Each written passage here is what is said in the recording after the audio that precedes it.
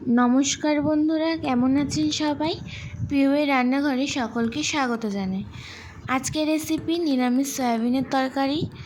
Soybean তো আপনারা অনেকেই খেয়েছেন, কিন্তু আমি কি প্রসেসে দেখাবো সেটা আপনারা দেখুন।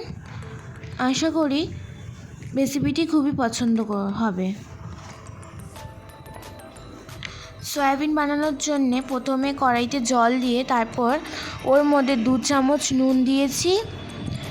তারপর এখানে 2 প্যাকেট সয়াবিন নিয়েছি, ফরচুনের মিনি সয়াবিনটা। আপনারা চাইলে বড় সয়াবিনটাও নিতে পারেন। ভালো করে এবার সিদ্ধ করে নেব। 2 মিনিটের জন্য সিদ্ধ করে নিয়েছি। সিদ্ধ হয়ে গেলে ভালো করে জল দিয়ে ধুয়ে জল ঝরিয়ে রেখে দেবো। এখানে আমি ছোট ছোট টুকরো করে আলু কেটে নিয়েছি, যেমন সয়াবিন তেমন আলু কেটেছি। ওর ভালো করে জল দিয়ে ধুয়ে রেখেছি।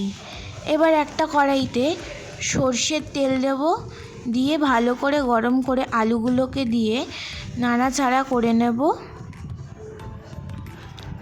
নিয়ে ভালো করে লাল লাল করে ভেজে নেব। ভাজা হয়ে গেলে তুলে নেব।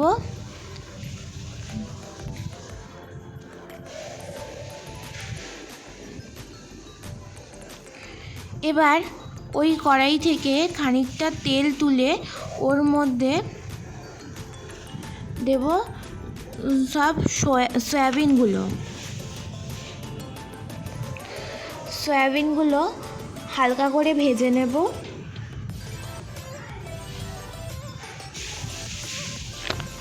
আর সয়াবিনের জন্য এবারে আলাদা করে আমি একটা মশলা বানিয়ে নেব। মিক্সিং জারে একটা টমেটো, আদা, কাঁচা লঙ্কা, জিরে আর সাদা তিল দিয়ে জল দিয়ে ভালো করে একটা স্মুথ পেস্ট বানিয়ে নেব।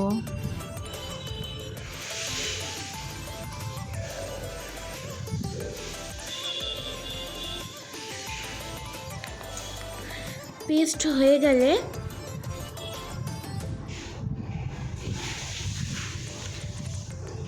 একটা কড়াইতে ওই সর্ষের তেলটাই দিয়ে দেব। যেহেতু একটু তেল কম হয়ে গেছে তাই আরেকটু দিচ্ছি দেব। তারপর একটা তেজপাতা, একটা শুকনো লঙ্কা আর জিরে ফোড়ন দিয়ে ওই মশলাটা দিয়ে দেবো। দেওয়ার পর একে একে আমি সব গুঁড়ো মশলাগুলো দেব। 2 চামচ মতো নুন, 1/2 চামচ হলুদ, লাল হওয়ার জন্য দেব কাশ্মীরি লঙ্কার গুঁড়ো,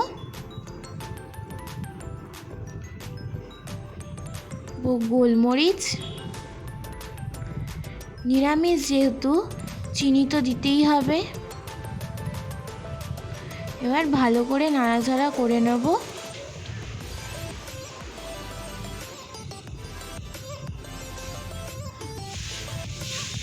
এবার দেওয়ার পর দেব টমেটো সস। এবার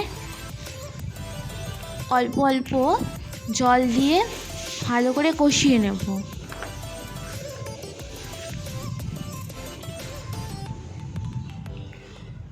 কষানো হয়ে গেছে, চারি সাইড দিয়ে তেল ছেড়ে দিয়েছে। এবার সয়াবিন আর আলুটাকে দিয়ে দেব।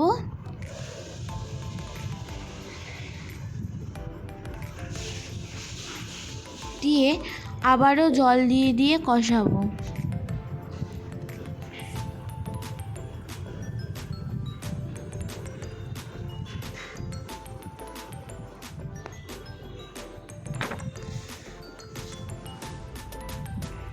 এইবার কষানো হয়ে গেলে দেব এর মধ্যে এক সাইডে আমি গরম হওয়ার জন্য, হালকা উষ্ণ গরম হওয়ার জন্য জল বসিয়ে রেখেছিলাম, ওই জলটা ব্যবহার করব। আর যে কোনো রান্নাতে গরম জল যদি ব্যবহার করা হয় রান্নার স্বাদটা খুব ভালো হয়। জল দিয়ে ভালো করে নাড়াচাড়া দিয়ে ঢাকনা দিয়ে ফুটতে দেব।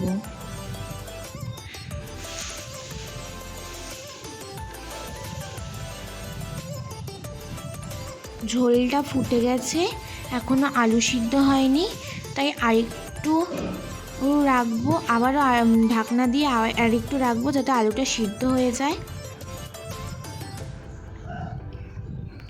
এইবার মনে হয় আলুটা সিদ্ধ হয়ে গেছে।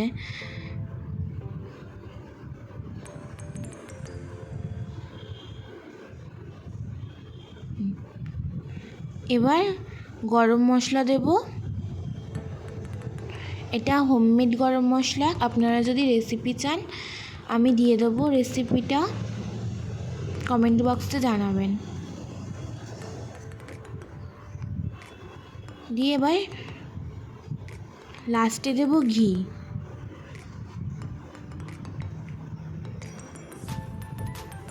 নিয়ে ভালো করে নেড়েচেড়ে নিয়ে নামিয়ে নেব। এবার আমি সার্ভ করে দেখাচ্ছি। আশা করি আজকের রেসিপিটি আপনাদের ভালো লেগেছে। আমার ভিডিওটি যদি আপনাদের ভালো লেগে থাকে please like, comment and share. অবশ্যই চ্যানেলটি সাবস্ক্রাইব করে দেবেন। আজকের জন্য এইটুকুই। পরের দিন আবার নতুন রেসিপি নিয়ে হাজির হব।